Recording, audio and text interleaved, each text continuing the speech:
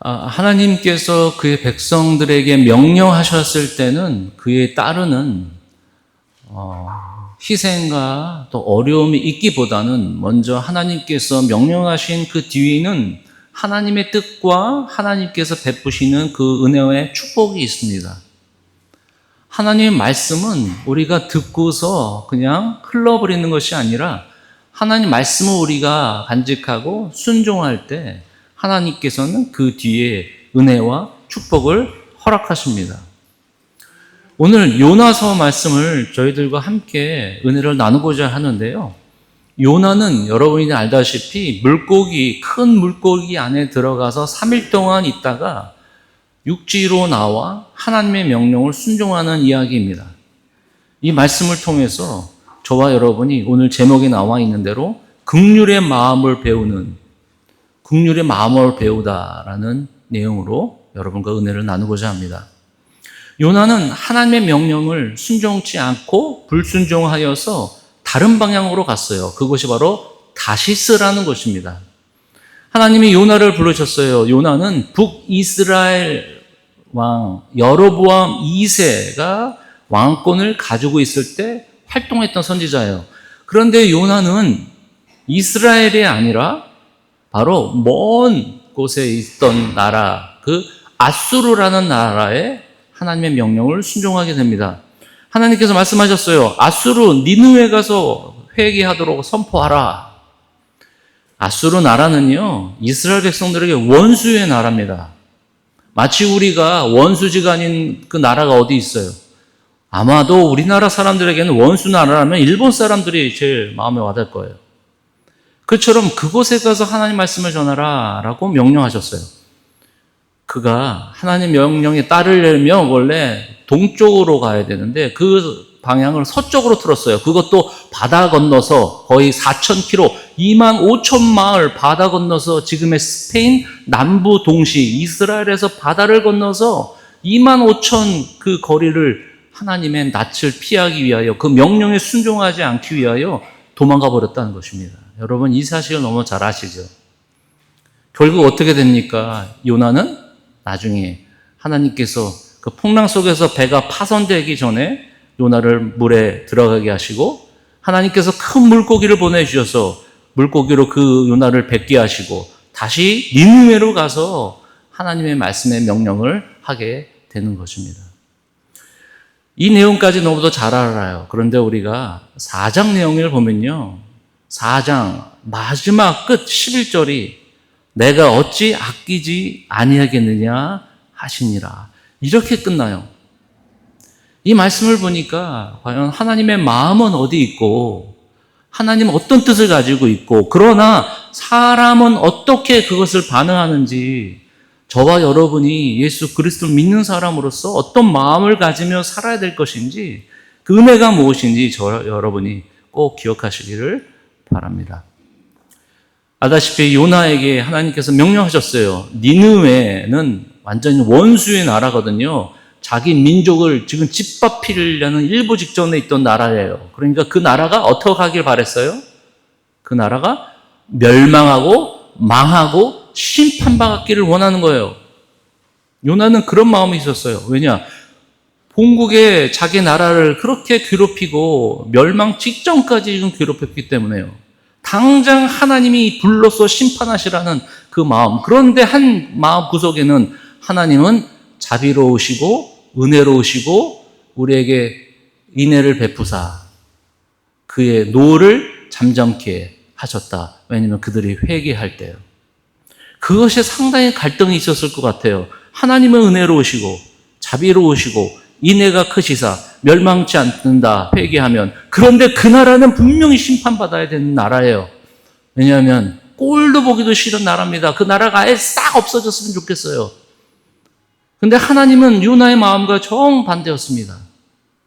하나님의 마음을 얼마나 우리는 하나님을 알면서도 그 마음을 담거나 그 마음을 쫓아가는 사람들이 얼마나 있었을까요? 오늘 말씀을 통해서 우리가 4장 5절부터 11절 말씀은 이거예요. 이스라엘 출신이었던 요나가 니느웨 성에 가서 선포했어요. 왜냐하면 그가 깨달았거든요. 다시 요나를 불러서 물고기 안에서 회개케 하시고 찬양케 하셔서 물고기로 그 요나를 뱉어서 니느웨 가서 선포했어요. 아무래도 선포를 어떻게 했냐면 정말 싫었을 거예요. 하긴 해야 되는데 아마 소리를 조금 외쳤을 거예요. 회개하라, 회개하라. 별로 힘없이 그냥 하라고 하니까 하나님께서 순종은 해야 됐고 마음은 내키지 않은 거예요. 그런데 니느웨가 요나의 이야기를 듣고 회개하게 됐어요. 이렇게 말했어요. 너희가 40일이 지나면 네 나라, 네 성이, 니느웨 성이 멸망할 것이다. 40일은 멸망할 것이다가 아니라 40일이 지나면 완전히 멸망할 거다. 근데 그 이야기를 니느웨 사람들이 들었어요. 니느웨 왕이 들었어요. 많은 백성들을 불러가지고 이제 회개케 하고 그들에게 금식하게 하고 하나님께 회개하는 역사가 일어나게 된 것입니다.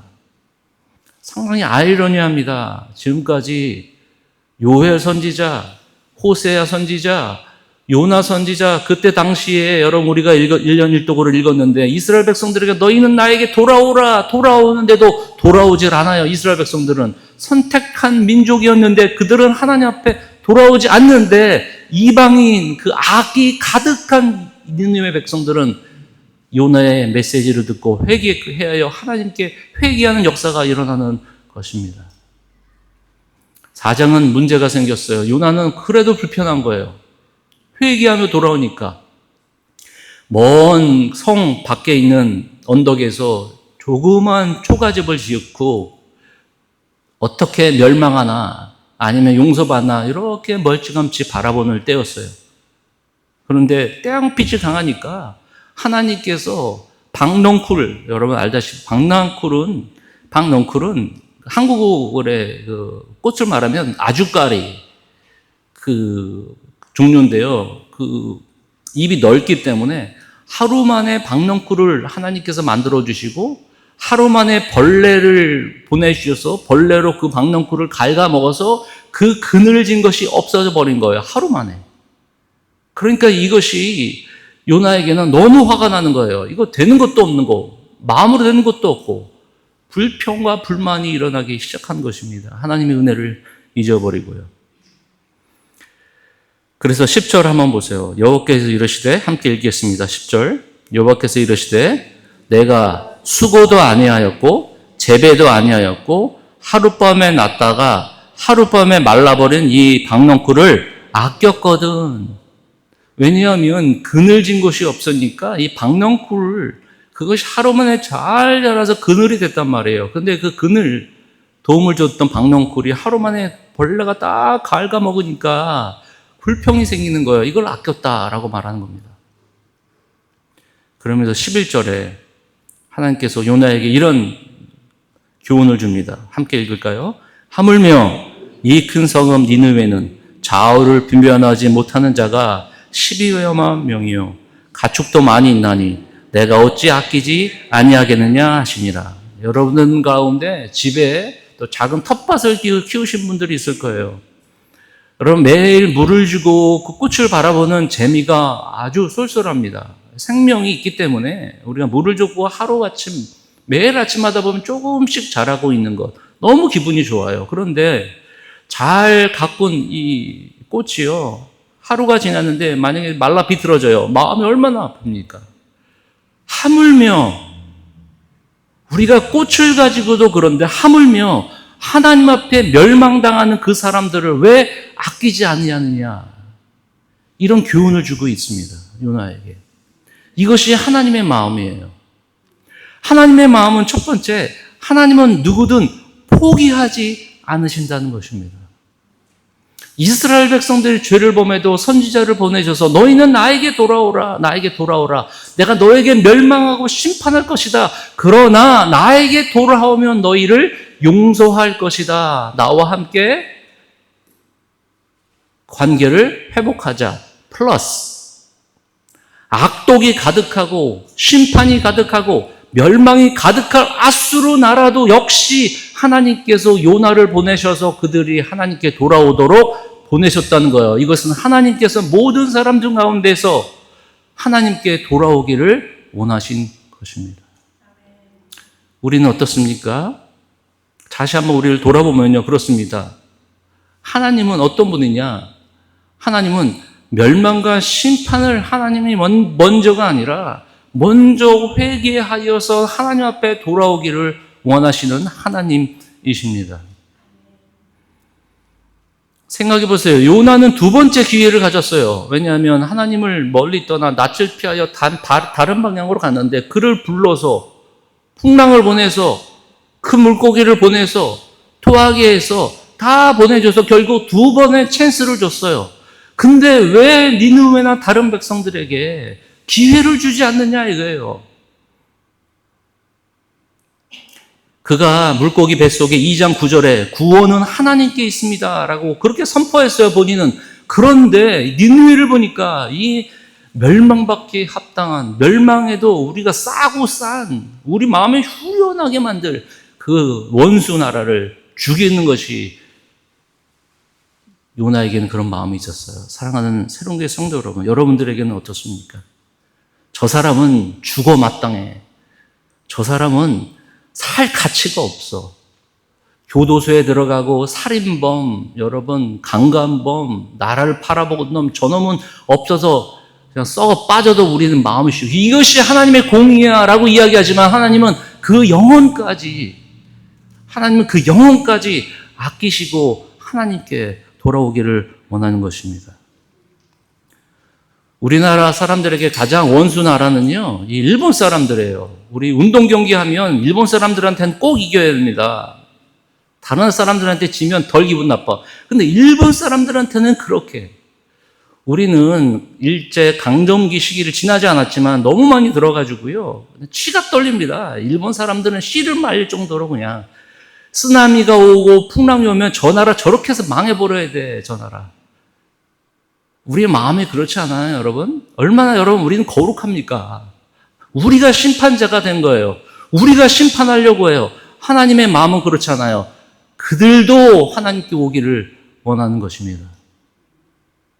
일본에 대한 믿는 자들의 사명이 150년이나 선교가 그곳에서 시작됐어요. 선교 역사는 50년입니다. 일본. 현재 기독교 인구가 몇 명인 줄 아십니까? 1%도 안 됩니다. 150년의 선교 역사, 글로벌 종교 데이터에서는 0.3에서 0.45%. 일본 문화청에서 그들이 조사했는데 0.8%에서 1%. 그거는 일본 그 나라에서 조사했으니까요. 그러니까 전체적으로 보니까 한 45만 명에서 60만 명 정도 된다. 그것이 바로 0.3에서 0.45%가 아직도 150년의 선교 역사에서도 그들은 아직도 하나님께 돌아오는 것을 잠잠히 여기고 있습니다. 지금 현재 이주민들이 들어가서 그곳에서 말레이시아 또 동남아에서 많이 이주해서 그곳에서 교회가 이제 개척이 되고 저희 IMB에서 파송해서 개척이 돼서 이 일본 사람들을 하나님께 돌아오게 하는 것입니다. 하나님의 심판과 멸망과 지옥은 분명히 있습니다. 그 전에 하나님은 그것을 피하기 위하여 지금도 하나님의 사람, 교회를 보내고 계십니다. 우리가 실패하고 우리가 가능성이 없고 우리가 기다리는 멸망을 기다리는 사람과 가족과 단체와 나라가 있을지언정 하나님의 마음은 그들이 하나님께 오기를 간절히 바라는 것입니다. 베드로후서 3장 9절 우리 주보에 있는데요. 두 번째 베드로후서 3장 9절 함께 읽겠습니다. 주의 약속은 어떤 이들이 더디다고 생각한 것 같이 더딘 것이 아니라 오직 주께서는 너희를 대하여 오래 참으사 아무도 멸망하지 아니하고 다 회개하기에 이르기를 원하시느니라. 하나님의 심판과 멸망의 메시지 뒤에는 바로 하나님의 사랑의 기다림이 있었습니다. 호세아 여러분 읽으셨죠? 1년 1독 읽으신 분들이 있어요. 음란한 여인과 결혼해라. 불륜을 저지르고 밖으로 나가도 호세아를 통하여 그 아내를 데려오게 하는 거예요. 하나님의 마음은 하나님을 떠났다고 해서 그를 심판하고 멸망시키는 그런 마음이 아니라 어떻게든지 끝까지 그들이 멸망하지 아니하고 회개하기를, 돌아오기를 원하시는 하나님의 마음이 있으신 것입니다. 노아 때나 롯 때나 이스라엘의 멸망 때나 하나님은 하나님의 사람과 하나님의 교회를 불렀습니다. 선교사들을 보냈습니다. 하나님께 돌아오기를 원하시는 분입니다. 지금 상황 봐서는 하나님이 재림이 곧 다가왔습니다. 왜 재림이 늦어지냐? 왜 이 세상의 멸망이 가까워졌는데 왜 하나님은 더디냐? 왜냐하면 지금도 멸망하지 아니하고 다 회개하며 돌아오기를 바로 기다리시기 때문입니다. 식물을 보면서도 우리는 기뻐합니다. 살아있는 생명이기 때문에 기뻐합니다. 반려견을 보면서 기뻐합니다. 함께 있는 것에 너무 기뻐합니다. 하물며 멸망하고 악독이 가득한 니느웨는 내가 어떻겠느냐 내 마음이.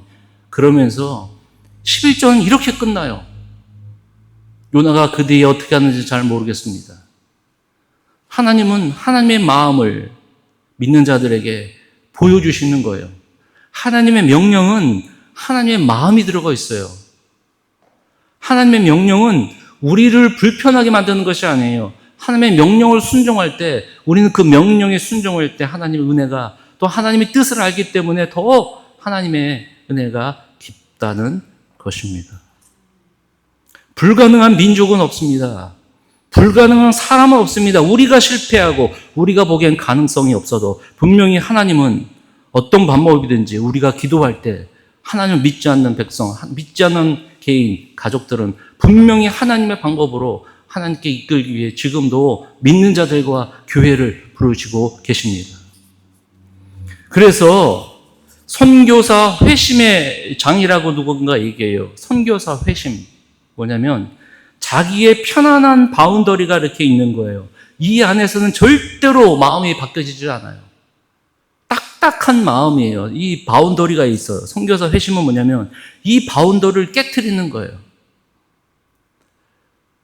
우리의 생각을 한 번에 바꾼다는 건 너무 어렵습니다. 성령이 한 번에 깨트리지 않고서는요. 하나님은 저를, 여러분을, 죄인인 우리를, 죄의 온도 차이가 있는 것이 아니라 하나님께서 실패했던 우리를, 죽은 우리를 살리셨다면, 하물며 우리를 살리셨다면 지금도 포기한 민족이 어디 있으며 지금도 포기할 사람이 과연 우리에게 누가 있습니까? 여러분 가운데 지금 원수지간, 여러분 가운데 지금 한 번도 내가 그 사람하고는 정말 내가 상종도 못하겠다는 것도 하나님은 누구를 통해서 하나님께 돌아오기를 원하신다는 것입니다. 이것이 유다인의 생각과 지금 우리의 생각이 똑같아요. 편안한 그 안에 바운더리를 치면서 그곳에서 예배하고 친교하고 공부하고 즐거워하고 잘했다 칭찬받으며 우리가 하나님 앞에 인정받는 사람으로 남아있는 것은 일상의 생활의 선교사적인 마인드가 없는 사람이고 하나님의 마음은 절대로 그렇지 않다는 것입니다. 하물며 박넝쿨에 너에게 시원한 거를 주고 그늘을 줬는데 하물며 지금 이 큰 성읍 니느웨에 좌우를 빈변하지 못하는 것, 그들은 하나님을 잘 모르는 거예요. 옳고 그름도 알지도 못하는 어린애 같은 애들. 심지어 가축도 많이 있고 거기에 12만 명인데 그때 당시에 더 많은 인구였는데 하물며 그 인구수를 통틀어서 얘기하는 거죠. 내가 어찌 아끼지 아니할 수 있느냐. 사랑하는 새로운교회 성도 여러분, 하나님의 마음은 바로 이렇습니다. 우리를 아끼기 위하여, 죄인들을 아끼기 위하여 그 아들을 아끼지 않으셨습니다. 우리를 아끼고 우리를 그의 사랑으로 이끌어 주시기 위하여 하나님은 그 아들을 아끼지 아니하시고, 아들을 아끼지 않으시고, 우리 자식을 품에 놓고 아끼잖아요. 근데 내 독생자를 아끼지 않고 내가 너를 아끼기 위하여 우리를 희생으로, 그의 죽음으로 우리를 다시 생명으로 살리셨다는 것입니다. 이거를 아는 자만이 우리는 긍휼의 마음을 가지고 있어요. 그래서 은혜를 아는 자만이 우리 교만에서 벗어날 수 있습니다. 교만은 어떤 교만이냐? 영적 우월감에 있어요. 저거 봐라. 저렇게 죄를 전했더니 저렇게 잘 됐다. 근데 그 사람이 예수님을 믿고 돌아옵니다. 이건 뭡니까, 하나님? 저 사람은 죽을 사람이에요, 하나님. 근데 어떻게 예수님을 믿습니까? 하나님이 살아계십니까? 정의는 어디 있습니까? 공의는 어디 있습니까? 악을 악으로 심판하셔야죠. 그럼 지는 자기는 은혜로 받아서 은혜를 받고 자기는 활력 없는 은혜, 갚을 수 없는 은혜라고 찬양하면서 다른 사람의 눈에는 공의와 정의가 불타고 있습니다. 영적 우월감이 생깁니다. 교만함, 이기심, 원수가 망한 것을 지켜보는 우리의 마음, 가장 최후의 우리의 우상은 자기 의입니다. 내 거룩함, 내가 심판제가 되어서 그 교만함, 공의를 내세우면서 여러분 적국과 원수들의 패망은 기쁜 일이죠. 그런데 더 큰 기쁨은 원수와 적국이 하나님께 회개하며 나와 축복의 나라가 될 때 더 기뻐야 된다는 것입니다. 하나님의 공의와 뜻을 거슬려 내 스스로 높이는 자기 의는 최대 은혜의 방해꾼입니다. 커진 자신의 이타적인 마음, 요나처럼 하나님을 자기 나라의 수호신으로 알고 있는 착각 속에 살고 있는 크리스찬의 나라, 크리스찬의 가족과 크리스찬의 교회, 창조와 세계를 다스리시는 부분으로 이해하지 못하고 이것은 하나님의 다스리시는 나라인 것을 이해하지 못하고 한순간의 기쁨을 위하여 하나님은 단지 내 가족의, 내 교회의, 내 나라의 수호신으로 착각하며 사는 이 교만함.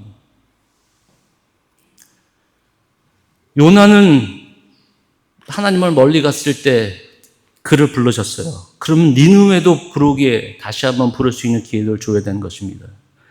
자신의 은혜는 값진 것이고 자신이 생각하는 이방인 원수자들은 꼭 멸망해야 된다는 착각 속에 다른 민족과 종족의 유익은 구원보다 자신의 이익과 안전에 관심을 갖는 우리들.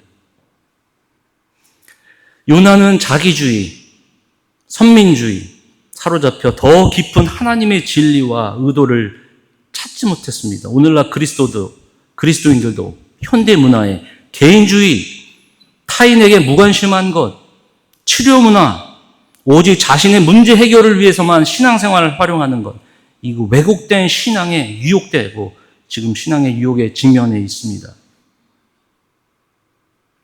제가 아시는 목사님이 북가주에서 목회를 하시고 은퇴하시고 남가주에 내려오셨습니다. 그래서 교회를 다시 개척하셨어요. 북가주에서 오랫동안 개척을 하시고 30몇 년 동안 목회를 하시고 다른 분에게 후임을 주고 내려오신 다음에 같이 이야기할 기회가 있어요.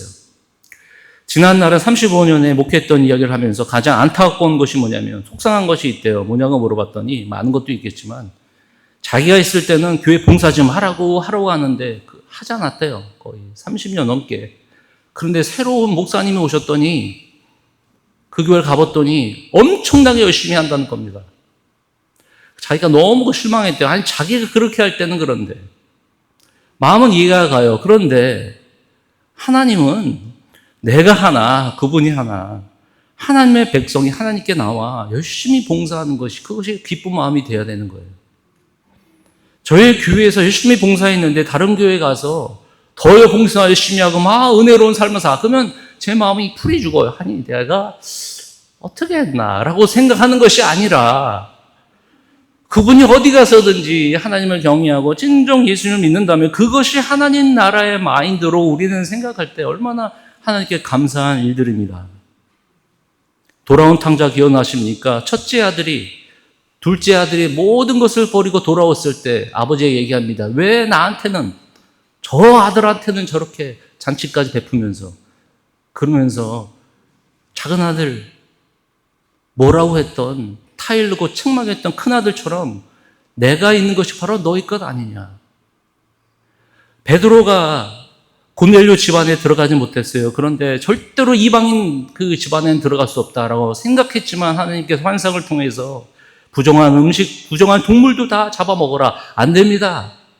부정한 음식, 동물 먹어라. 안 됩니다. 안 됩니다. 이 전통, 내 마음은 경험, 이런 생각들이 다 꽉 차여 있으니까 안 되는 건 안 돼요. 하나님 뭐라 그러다 안 돼요. 하라고 명령한 그 이유가 분명히 있는데도 말입니다. 그것을 깨트렸더니 고넬료 집에 들어갔더니 고넬료 집안에 있는 사람들이 이미 그들의 마음을 열어서 하나님의 말씀을 듣고 성령까지 받았다는 것. 그 계기로 해서 베드로는 이방 선교에게 그 마음이 열려졌다는 것입니다. 10,000달란트를 탕감받았는데 100데나리온을 자기한테 줘야 될 사람을 뭐라고 하면서 멱살을 잡으면서 내 돈 내놔, 내 돈 내놔. 자기는 10,000달란트 탕감을 받으면서 하나님의 은혜를 아는 자만이 하나님의 긍휼을 배울 수 있고, 긍휼은 불쌍한 마음, 아기를 품는 엄마의 마음처럼 모든 사람을 품는 것, 하나님의 마음으로 품어야지 우리는 하나님의 사람으로서 이 시대에 필요한 삶이 되는 것입니다. 마태복음 12장에 예수님께서 구약의 많은 기적 중에서 요나밖에 이야기 안 하지 않으셨어요. 요나가 3일 동안 물고기에 들어가서 나온 것처럼 요나보다 더 큰 이가 있는데 본인을 말씀하시는데 3일 만에 죽은 자 가운데서 다시 살아나는 것처럼 요나가 3일 동안 큰 물고기에 들어가서 나와서 선포하고 회개를 선포한 것처럼 예수 그리스도가 이 땅에 오셔서 그들에게 회개를 촉구하고 믿음을 촉구했지만 그들은 거절했습니다.